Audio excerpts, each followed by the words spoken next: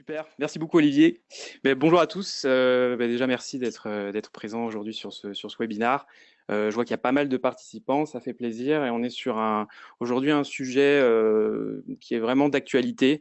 On a décidé de décliner en fait cette saga en 3 épisodes orientés autour des 3 as, ce que l'on appelle les 3 as, avec pour premier as l'attribution. On va voir pourquoi, qui est un enjeu vraiment très très fort aujourd'hui. Donc, à savoir que vous pouvez suivre, récupérer la présentation directement sur le site d'AdsUp en vous rendant sur adsup.fr/conférence. Et si vous avez des questions, alors il y aura bien sûr, comme l'a dit Olivier, cette session de questions-réponses à la fin du webinaire. Et si vous êtes vraiment impatient de poser vos questions en live pendant la présentation, vous pouvez aussi vous rendre sur le Twitter de AdsUp, sur adsup.fr, et un consultant vous répondra dans la foulée. Donc, on attaque ce premier épisode de la saga des 3 as. Donc, les 3 as, ce sont les suivants: attribution, audience et automation. Pourquoi attribution, audience et automation? Simplement parce que l'un ne va pas sans l'autre. Pour faire l'automation, il faut de bonnes listes d'audience, et avant d'avoir de bonnes listes d'audience, il faut un bon modèle d'attribution en place. Donc, finalement, sur l'année 2018, et Google nous pousse beaucoup chez AdsUp en ce sens, il faut absolument que ces 3 clés soient vraiment en place sur vos comptes, en tout cas sur les comptes AdWords, pour pouvoir faire du bon travail et optimiser de la manière la plus efficace qui soit. Donc, l'attribution, qui sera l'objet de ce premier épisode, est un enjeu stratégique. Mais est-ce que, bon, je ne sais pas quel est le niveau dans l'ensemble des personnes qui nous écoutent. Ce que je vous propose, c'est que l'on parte des bases, qu'on rappelle un petit peu qu'est-ce que c'est que l'attribution, pourquoi c'est si important à l'heure d'aujourd'hui, comment ça se modélise, comment ça se traduit et comment concrètement on peut utiliser l'attribution pour réarbitrer les investissements derrière publicitaires, peut-être prendre de meilleures décisions business. On va regarder tout ça ensemble. Donc, premièrement, 2 profils ici, 2 phrases que j'ai déjà entendues et que je vous ai réécrit, qui vous évoquent probablement quelque chose. À gauche, on a le monsieur qui dit: Google et Facebook me communiquent un total de 300 conversions ce mois-ci. De mon côté, je n'ai constaté que 200 ventes. Donc, première problématique je remonte des chiffres sur AdWords, mais dans mon CRM, j'ai les mêmes chiffres finalement qui remontent. Ensuite, à droite, j'ai arrêté mes campagnes de display, je n'ai constaté aucune conversion, je préfère me concentrer sur la performance. Là encore, le constat que finalement, faire du display, ça n'apporte pas grand-chose de manière immédiate, et qu'il vaut mieux faire de la performance pure pour directement générer du business derrière. Donc, partant de ces 2 phrases qu'on a tous probablement entendues déjà, on a décidé finalement de modéliser sur un cas concret de la vie de tous les jours une représentation de qu'est-ce que l'attribution. Pour cela, on a pris l'exemple d'une fête d'anniversaire. Par exemple, c'est l'anniversaire de Paul vendredi. Ça représente en soi l'objectif. L'objectif, c'est d'organiser la fête et surtout que la fête soit réussie. Donc, on pourrait dire que la conversion, c'est le succès de la fête. Donc, première étape, on envoie les invitations le lundi, c'est papa qui s'en occupe. Mardi, maman prépare les jeux. Mercredi, le frère de Paul enveloppe les cadeaux. Jeudi, sa sœur prépare le gâteau. Et vendredi, ça y est, la fête a lieu. Finalement, qui est responsable dans l'histoire de la conversion anniversaire de Paul? Est-ce que c'est papa qui a envoyé l'invitation? Est-ce que c'est maman qui a préparé les jeux? Est-ce que c'est le frère qui a enveloppé les cadeaux? C'est là qu'on commence à cerner un petit peu, qu'on commence à comprendre ce qu'est finalement l'attribution. Et l'attribution, c'est aussi l'histoire d'un mariage. Alors, pour bien que vous cerniez, on a pris cet exemple-là de l'anniversaire de Paul. On a ce deuxième exemple autour du mariage, que vous avez peut-être probablement déjà vu. Google aime d'ailleurs beaucoup cet exemple pour démocratiser un peu l'attribution. Donc, comment ça se passe? Là, l'objectif, c'est de se marier. Donc, dans l'ordre, on a pris un match sur Tinder, ensuite d'aller prendre un café, d'aller au ciné, ensuite de faire sa demande, et ensuite, c'est le grand jour, on se marie. Donc, finalement, qu'est-ce qui a contribué à l'organisation de ce mariage? Si on demande à Tinder, Tinder va dire: c'est grâce à moi finalement que les personnes se sont rencontrées. Si on demande au futur marié, il va dire: c'est parce que j'ai fait ma demande. Donc, pour lui, ça sera grâce à ça. Un data scientist, Eh bien, finalement, le data scientist va répondre que tous les petits événements qui ont eu lieu en amont de ce mariage, finalement, ont joué dans le mariage. Donc, aller prendre un café, ça a joué un petit peu, aller au ciné aussi, faire sa demande, bien sûr, ça a joué beaucoup. Exemple-là, est-ce que ça vous évoque toujours quelque chose? Probablement oui. Cette fois-ci, sur quelque chose de plus terre à terre, qui sont les campagnes d'acquisition. Vous avez un parcours de conversion qui précède la conversion. Euh, Ça peut, par exemple, démarrer des campagnes YouTube. On voit un spot sur YouTube. On commence à avoir de l'intérêt pour la marque ou le produit. On va faire une recherche sur Google. Derrière, on va réfléchir. On va peut-être tomber sur des bannières qui vont nous faire comprendre que, tiens, ça pourrait être intéressant d'acheter ça ou de faire ça. On reçoit un email. On refait une recherche, mais cette fois-ci, on clique sur le SEO. On revient via les campagnes Facebook et on finit par taper la marque de l'annonceur sur Google. On clique sur l'annonce notoriété et puis on convertit. Ce qui est bien en fait important de comprendre aujourd'hui, c'est que le raisonnement doit être revu autour de l'attribution et que les modèles que l'on a connus jusqu'à aujourd'hui sont un peu obsolètes. Donc, suite de l'histoire avec ce monsieur et cette dame, monsieur dit « Je ne pense pas que les campagnes de mots-clés génériques fonctionnent.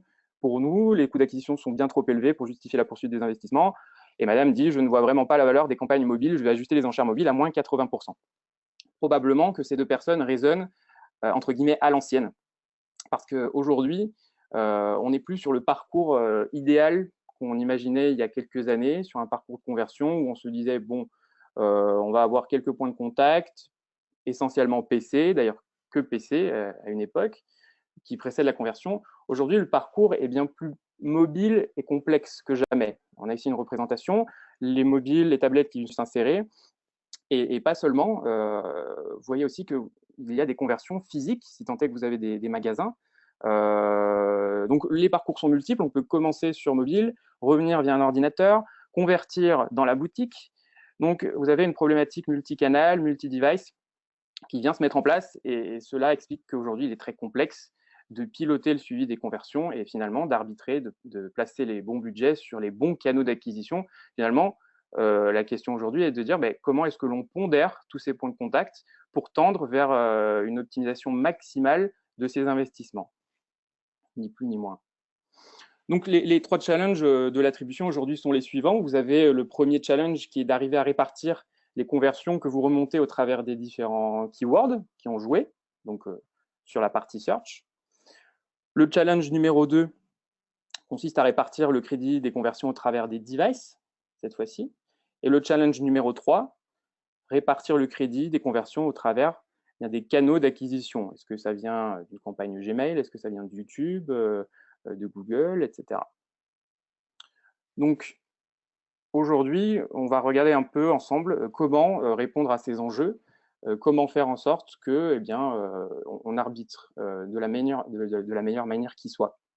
Et vous avez un autre problème qui vient se calquer au-dessus de tout ça, c'est que chaque plateforme que vous utilisez pour votre acquisition résonne comme si elle était la seule à exister sur le marché. AdWords va vous dire ok, tu as eu une conversion, c'est moi qui te l'ai faite.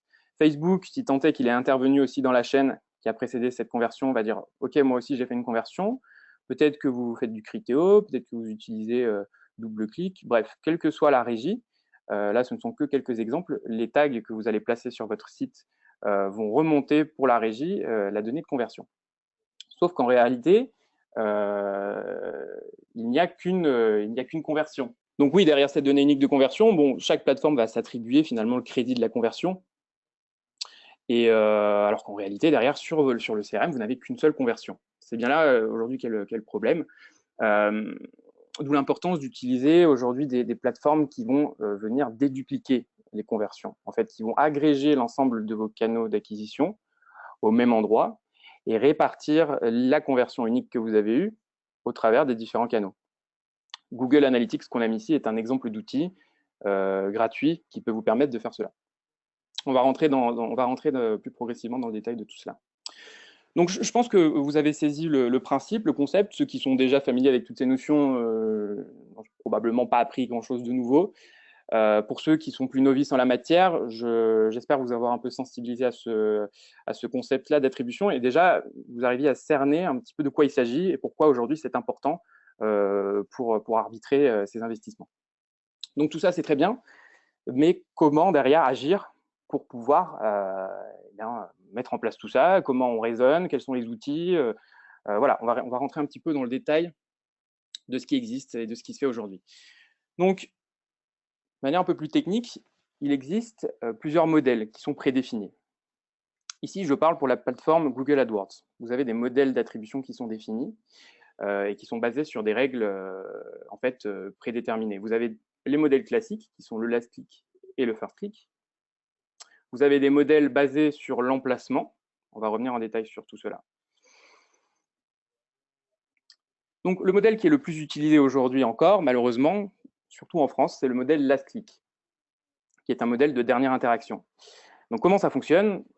Tout simplement, le dernier point de contact va se voir attribuer 100% du crédit pour la conversion. Donc, il y a beau avoir eu 5 clics, 10 clics, même si ces 10 clics ont joué dans la chaîne, c'est le dernier clic qui va prendre 100% du crédit de la conversion finale. Ce qui n'est pas très sympa pour les 9 clics qui ont précédé, qui ont pourtant joué, notamment le premier clic, qui lui est le clic quand même qui a permis la découverte du site. Sans ce premier clic, peut-être qu'on n'aurait pas eu les 9 autres et on n'aurait pas eu de conversion sur le last click. Donc ce modèle-là est un petit peu biaisé. C'est pourtant le modèle majoritaire qu'on a utilisé jusqu'alors, parce que les parcours de conversion étaient beaucoup plus simples. Vous avez un modèle dépréciation dans le temps. Alors lui, il est déjà un petit peu plus sympa, puisqu'il répartit le crédit de la conversion sur tous les clics du parcours, avec une importance plus haute sur le dernier clic du parcours, une importance plus faible sur les clics plus anciens. Donc les points de contact les plus proches du moment de la conversion soient accordés la majeure partie du crédit. Ensuite, un modèle un peu plus égalitaire, le modèle linéaire, qui lui va répartir de manière complètement équitable les conversions entre tous les clics du parcours. Donc si vous avez 4 clics puis une conversion, eh bien, chacun de ces 4 clics se verra attribuer 25% du crédit de la conversion finale. Donc une conversion, chaque clic prendra 0,25 conversions pour lui. Donc c'est un petit peu bizarre au début quand on regarde sur les rapports, ça donne des conversions à virgule, c'est tout à fait normal. Vous avez ensuite un modèle basé sur la position. Lui, il va accorder 40% du crédit à la première interaction, donc le premier clic, 40% du crédit à la dernière interaction et 20% du crédit sur tous les clics intermédiaires du parcours. Donc ce modèle-là, il est pas mal parce qu'il donne de l'importance au premier clic, donc le clic de la découverte, au dernier clic qui est le clic qui a servi finalement à convertir définitivement l'internaute, et puis il ne néglige pas non plus tous les clics intermédiaires de la chaîne qui ont quand même joué leur rôle. C'est un modèle assez bien réparti. Et enfin, le modèle première interaction, c'est l'opposé total du modèle dernière interaction. Cette fois-ci, c'est le premier clic, le premier point de contact qui se voit attribuer 100% du crédit pour la conversion. Donc, malheureusement, c'est un modèle très porté sur la croissance, mais comme le modèle last click, ce modèle ne se suffit pas à lui seul parce que ça néglige encore une fois tous les clics qui ont suivi ce premier clic. Donc, tous les points de contact ne sont pas récompensés à leur juste valeur. Donc pour récapituler, voilà, vous avez ici un schéma. On peut dire que le last click est plutôt un modèle conservateur, puisque c'est un modèle sur lequel on souhaite de la performance directe et on veut vraiment voir quels sont les clics qui finalisent la conversion. Tandis que le modèle first click est très porté sur la croissance. Pourquoi? Parce qu'il va donner tout le crédit de la conversion au clic de la découverte. Donc pour une croissance plus forte, le but c'est de faire connaître sa marque et on va récompenser les points de contact découvertes. Donc, tous ces modèles-là qu'on a vus sont basés sur des règles qui sont strictes et définies par la plateforme. On ne peut pas les changer. On peut créer des modèles personnalisés avec d'autres règles, mais ça reste des modèles qui sont basés sur des règles. Alors qu'en réalité, aujourd'hui, on est sur un secteur qui bouge sans arrêt. Vous êtes peut-être sur un business qui est saisonnier, avec des comportements qui évoluent. Et donc, il existe un modèle qui s'appelle le data driven. Ce modèle-là, il n'est pas basé sur des règles qui sont prédéterminées. En fait, c'est un modèle dynamique qui va automatiquement pondérer chacun des clics du parcours en fonction de son importance dans le parcours, et cela de manière dynamique. Alors, comment ça fonctionne? Parce que ça peut sembler un peu tiré du chapeau, super, un modèle dynamique, comment c'est un peu boîte noire, est-ce que je peux vraiment faire confiance à Google en mettant en place le modèle data-driven? Bon, on n'aura pas la formule, mais je peux vous expliquer un peu comment ça fonctionne. Déjà, ce modèle-là, maximum, va se baser sur l'historique des 90 derniers jours. Et donc, va regarder chaque point de contact. On peut imaginer ici que chaque pas à l'écran représente un point de contact, donc un nouveau clic, un nouveau point d'entrée sur le site. Si on analyse ces différents pas, ces différents points de contact, imaginons qu'on a 100 pas, puis une conversion. On constate que 25 pas ont converti et que 75 n'ont pas converti. Sur 100 conversions, je parle. Vous avez 100 conversions, 25 avec ce parcours-là précis, 25, vous avez 25 conversions et 75 non convertis. Donc vous avez un taux de conversion à 25%. Ben, le modèle data-driven va partir de ce constat, va se dire, OK, avec ce parcours précis, vous avez 25% de taux de transformation. Et le modèle data-driven va regarder un autre parcours dans lequel il manque l'un des points de contact et va constater, donc c'est le parcours violet, va constater que le taux de transformation passe à 10%. Le modèle data-driven va donc se dire, quand on retire ce point de contact précis dans la chaîne, dans cette chaîne précise, ça fait chuter le taux de transformation. Et quand on le remet, eh ben, ça booste le taux de transformation de plus 150%. On passe de 10% à 25%. Donc, le modèle data-driven va se dire, OK, ce point de contact, quand on le retire, ça fonctionne beaucoup moins bien.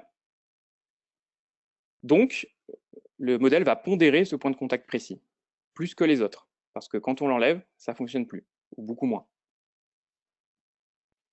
Donc, si vous appliquez cela de manière algorithmique et à tous les clics de la chaîne, eh bien, vous pouvez pondérer chacun des points de contact que vous avez sur un parcours de conversion. Et c'est exactement comme cela que fonctionne le modèle data-driven, mais de manière dynamique, en temps réel, sur la base de tous les parcours. Et le modèle data-driven va prendre aussi en compte les parcours qui n'ont pas converti pour analyser. Donc, dans les grandes lignes, voilà comment ça fonctionne. Ça permet, et aussi quand vous êtes sur un secteur saisonnier, ça fonctionne probablement peut-être mieux en été ou en hiver, tout dépend de sur quel secteur vous situez. Chacun des points de contact, en fait, sera revalorisé en fonction du contexte et de manière dynamique. Donc, ce qui est vrai pour le modèle data-driven au mois de janvier ne sera peut-être plus vrai en juin. Le modèle va s'adapter. Donc, je vous ai mis ici un petit récapitulatif des différences entre les modèles prédéterminés et le modèle data-driven. Dans les grandes lignes, bon, le modèle data-driven est dynamique. Le modèle prédéterminé est basé sur des règles statiques. Le modèle data-driven prend, une fois de plus, en compte aussi, prend en compte les parcours qui ne convertissent pas, alors que sur un modèle prédéterminé, vous aurez la stat uniquement pour les parcours qui convertissent. Et puis, très important, il se met à jour dynamiquement, contrairement à un modèle prédéterminé qui, lui, sera toujours le même en tout temps.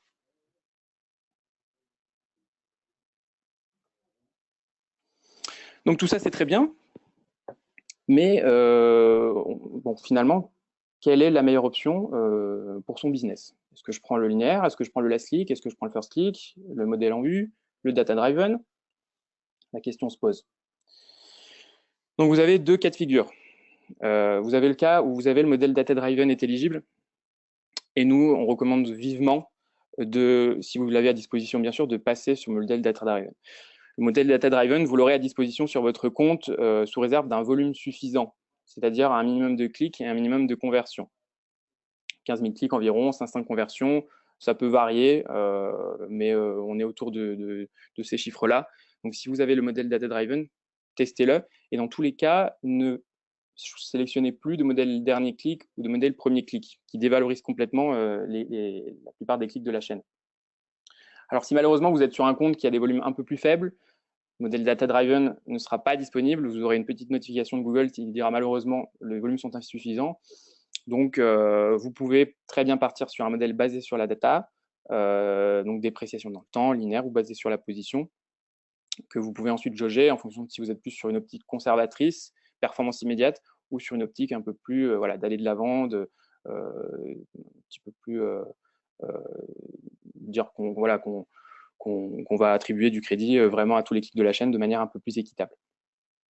Le modèle linéaire est pas mal parce qu'il est plutôt simple à comprendre et à expliquer. faire un peu de pédagogie pour par exemple, un client qui n'y connaît pas forcément grand-chose, le modèle linéaire est très simple à comprendre rapidement.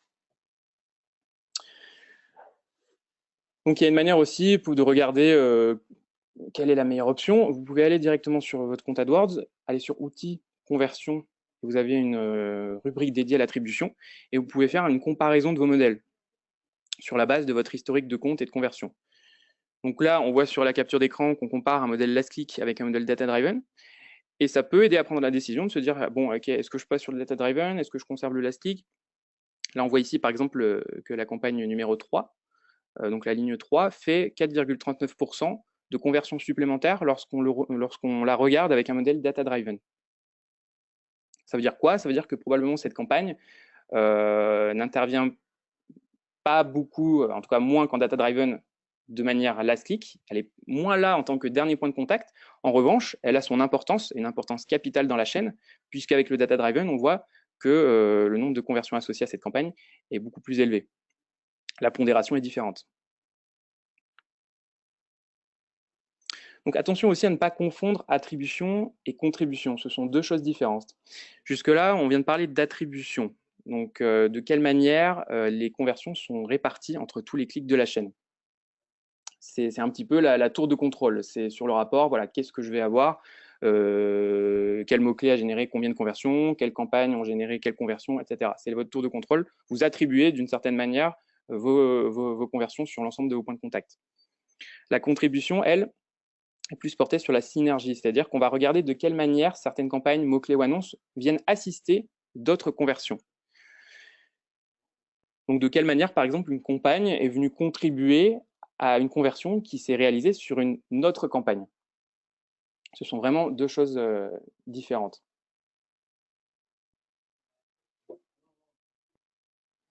Donc pour regarder les conversions indirectes, ce que l'on appelle les conversions indirectes, ce sont les conversions justement, c'est lié à la contribution. Les conversions indirectes associées à un clic, par exemple, eh bien, ce sont des conversions pour lesquelles une campagne a contribué. Donc, vous avez des colonnes dédiées à cela dans les rapports AdWords. Vous avez conversion indirecte associée à un clic, vous avez conversion indirecte associée à une impression. Et si vous rajoutez ces colonnes, que vous voyez en face de la campagne A 8 conversions indirectes associées à un clic, eh bien, ça veut dire que la campagne est intervenue en tant que clic dans 8 conversions qui ont réellement eu lieu, mais ces conversions ont eu lieu sur une autre campagne, pas sur la campagne concernée. Il existe également un rapport dédié à l'onglet conversion pour mesurer la proportion de conversion indirecte associée à des clics ou des impressions. Ça, c'est pareil, c'est dans l'onglet conversion, attribution, et vous avez un onglet conversion indirecte. Donc, vous pouvez comparer les conversions associées au dernier clic et les conversions indirectes associées à un clic. Et donc là, on peut voir que pour la campagne numéro 3, vous avez 241 versus 211. Donc la campagne numéro 3 contribue à hauteur plus haute à d'autres conversions qu'elle ne fait de conversion finalement sur la base d'un last click. Vous avez également un onglet assez sympa qui s'appelle l'activité multi-appareil et un onglet appareil. Là, ça vous permet de mesurer la contribution, mais cette fois-ci des différents devices. Sur les précédentes slides, on l'a mesuré entre campagne, mots-clés, mais on peut aussi la regarder par device. Vous pouvez voir sur quel device l'interaction a eu lieu. Donc, par exemple, première interaction sur mobile, et sur quel device la conversion s'est finalisée.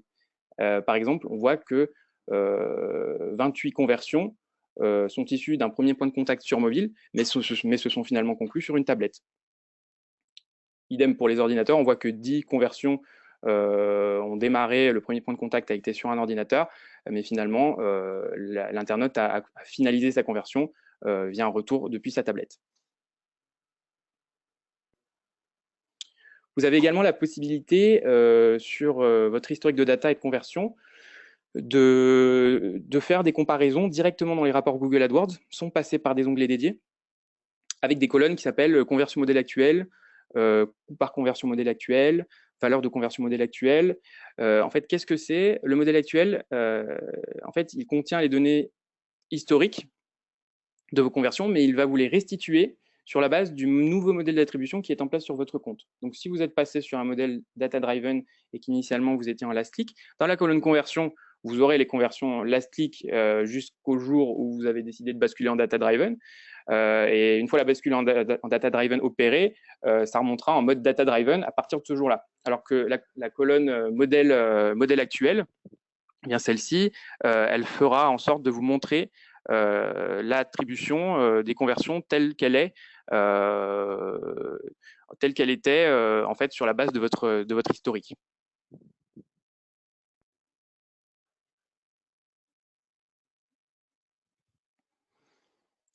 Alors pour changer de modèle d'attribution, c'est très simple. Il faut se rendre dans la partie conversion du compte, donc outils conversion.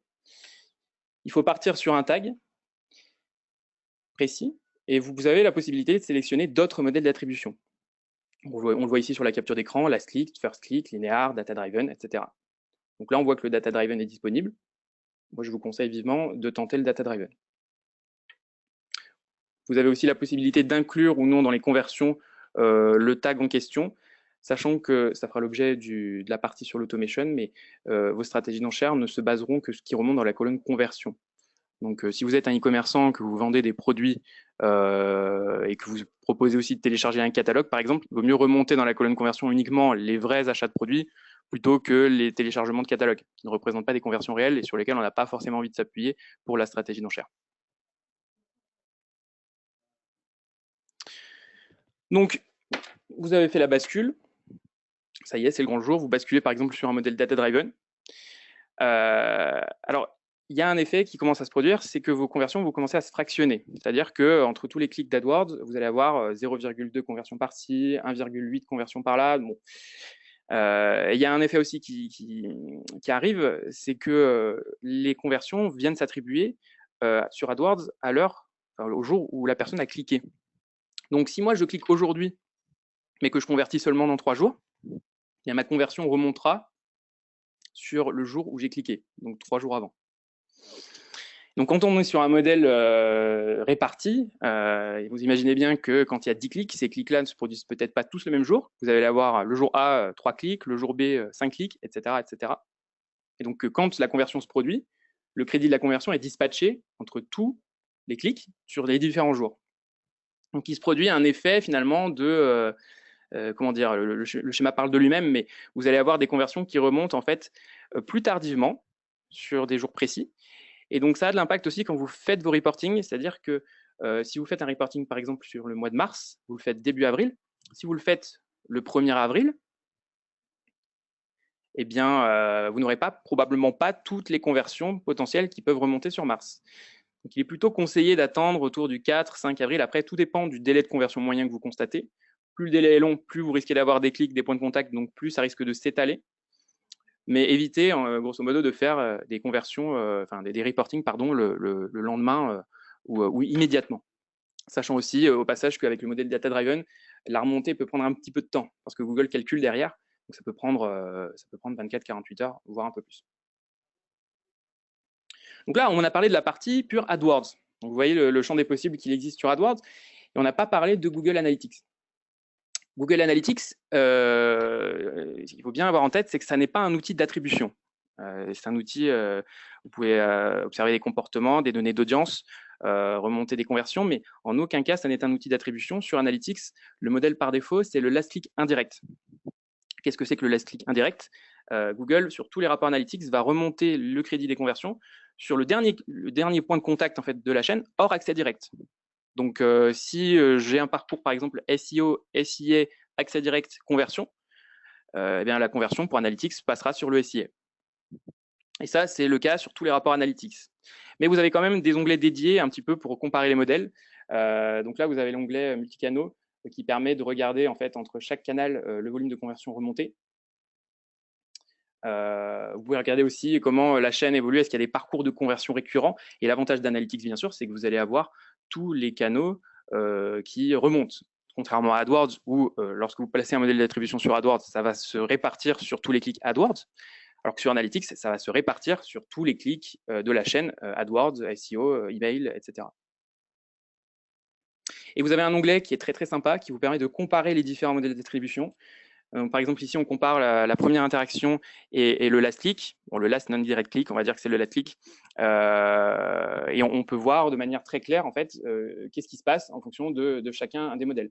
Donc, par exemple, on voit que sur le mail, la source mail, vous avez, en comparant la first interaction et le last click, ces deux modèles-là, vous les comparez, vous constatez qu'il y a 38% de conversion remontée en plus quand vous êtes sur un modèle last click que sur un modèle première interaction. Ce qui est somme toute normal parce que le mail a l'air du coup d'intervenir, a l'air de convertir quand il est plutôt sur la fin de la chaîne plus qu'au début. Inversement, quand on regarde Referral, on constate que ces sites-là, les sites référents, sont plutôt efficaces quand on regarde le modèle première interaction. Pourquoi? Parce qu'ils arrivent probablement en début de chaîne. Donc votre site est découvert via un site référent, mais ne convertit que rarement en provenance d'un site référent.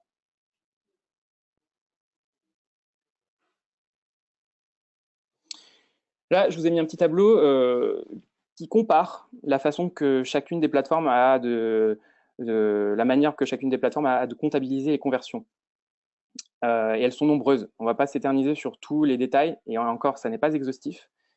Cette slide est directement issue du support Google AdWords, mais il y a plein d'autres petits critères qui rentrent en jeu. Ce qu'il faut bien avoir en tête simplement, c'est qu'Analytics, pour récapituler, va vous attribuer la conversion au dernier clic indirect, tandis que AdWords, avec le tag AdWords, lui, va vous attribuer la conversion au dernier clic AdWords. Donc AdWords, du moment qu'un clic AdWords intervient dans la chaîne, c'est AdWords qui remporte la mise. Analytics, lui, ça sera vraiment du last click pur, du last click indirect. Vous avez aussi une différence au niveau de l'heure d'attribution. AdWords, lui, va attribuer la conversion sur le jour où la personne a cliqué, tandis qu'Analytics va attribuer la conversion véritablement le jour où la personne convertit pour de vrai. Voilà, c'est plein de petites subtilités qui font que il ne faut pas comparer. Vous pouvez faire une comparaison, hein, mais il ne faut pas s'arrêter à mince, j'ai remonté 5 conversions sur AdWords, sur Analytics, j'en ai que 3. Il peut y avoir de sacrés écarts, en partie liés aux façons que les deux outils ont comptabilisé les conversions. Donc c'est tout à fait normal. Mais vous voyez tout de même un petit peu la complexité de tout cet univers. Donc pour réunir cet ensemble, pour essayer d'unifier un petit peu tout ça, Google est en train de sortir un outil qui s'appelle Google Attribution, qui est un outil qui n'est pas accessible pour l'instant auprès du grand public. C'est une bêta sur laquelle il faut que vous vous fassiez whitelister. Et qui est un outil d'ailleurs dont on se sert en interne chez AdsUp pour certains de nos clients. Et cet outil-là permet d'unifier la data. C'est-à-dire qu'aujourd'hui, vous avez une vision qui reste quand même un peu en silo, même si Google fait des efforts. Vous avez la vision Google AdWords, vous avez la vision Analytics. Et finalement, vous devez aller regarder sur chacune des plateformes quelle conversion j'ai par-ci, quelle conversion j'ai par-là. Google Attribution répond en fait à cette problématique. Et encore une fois, Analytics n'est pas un outil d'attribution. Donc Google Attribution est vraiment lié, est vraiment un outil dédié à l'attribution. C'est un outil qui vous permet d'analyser les performances multicanaux, donc de construire un vrai modèle d'attribution basé sur l'ensemble des canaux d'acquisition de la chaîne, et derrière d'optimiser en conséquence.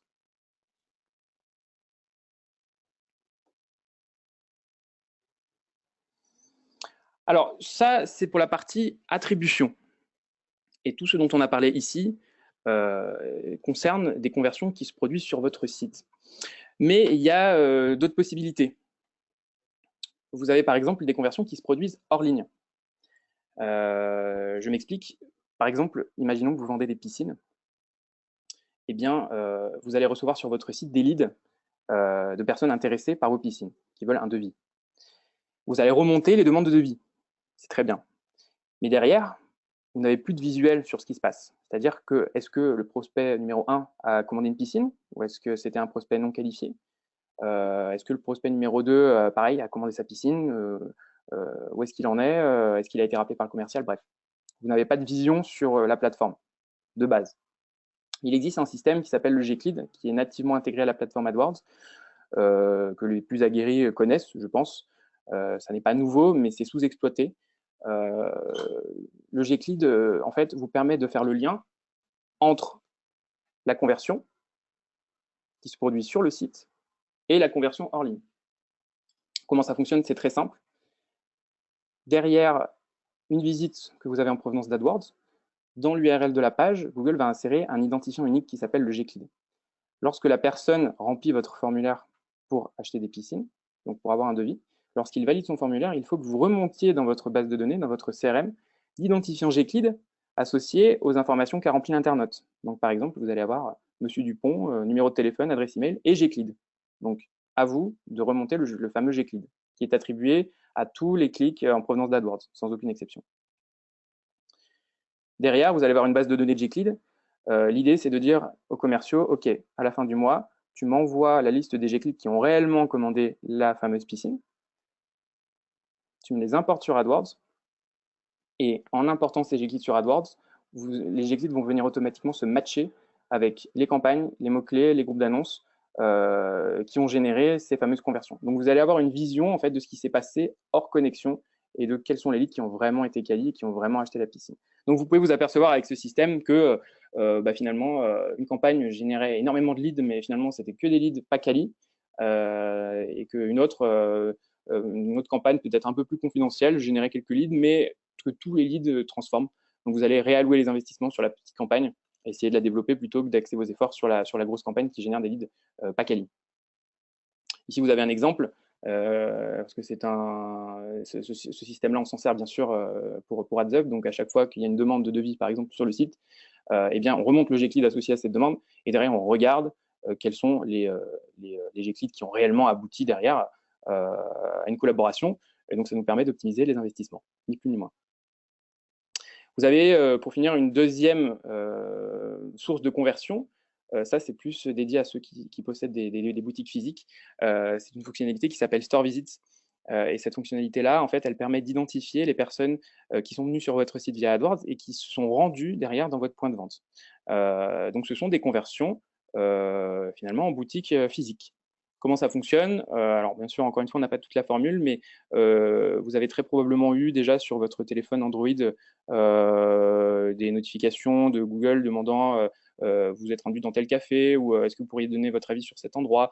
Google est vraiment très très précis en ce qui concerne la géoloc et même dans les centres commerciaux, les équipes Google se déplacent pour aller borner, un petit peu mapper les bornes Wi-Fi parce que le GPS ne passe pas souvent dans les centres commerciaux. Donc, malgré l'absence du signal GPS, le fait d'être à proximité de certaines bornes Wi-Fi fait qu'on a quand même votre position et donc la boutique vers laquelle vous vous trouvez.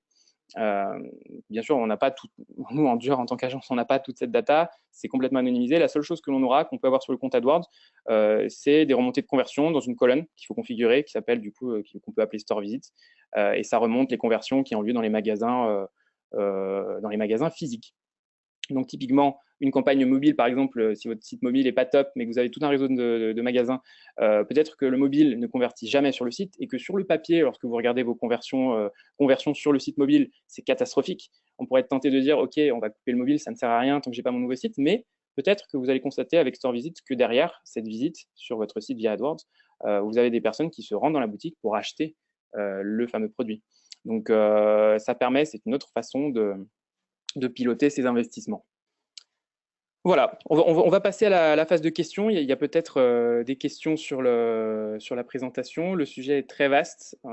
J'ai essayé de condenser un petit peu ce qui se fait sur la partie attribution et avec un petit bonus Store Visit et Gclid. N'hésitez pas si vous avez des questions.